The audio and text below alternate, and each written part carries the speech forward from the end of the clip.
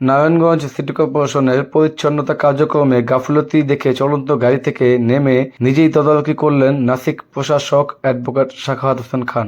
আজ শুক্রবার সকালে গাড়ি দিয়ে যাওয়ার সময় পরিচ্ছন্ন কর্মীদের কাজে অবহেলা ও রাস্তা ঠিকমতো পরিষ্কার না করার বিষয়টি নজরে আসে তার।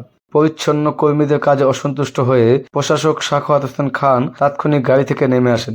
রাস্তা যেন সঠিকভাবে পরিষ্কার করা হয় এবং জমে থাকা ময়লা আবর্জনা যেন দ্রুত ও নিখুঁতভাবে অপসারণ করা হয়, সেই লক্ষ্যে তিনি পরিচ্ছন্ন কর্মীদের কড়া ভাষায় দিক নির্দেশনা দেন। শুধু নির্দেশ দিয়েই ক্ষান্ত হননি নাসিক প্রশাসক, তিনি নিজে কিছুক্ষণ রাস্তার পাশে দাঁড়িয়ে থেকে ময়লা অপসারণের পুরো কাজটি সম্পন্ন করেন।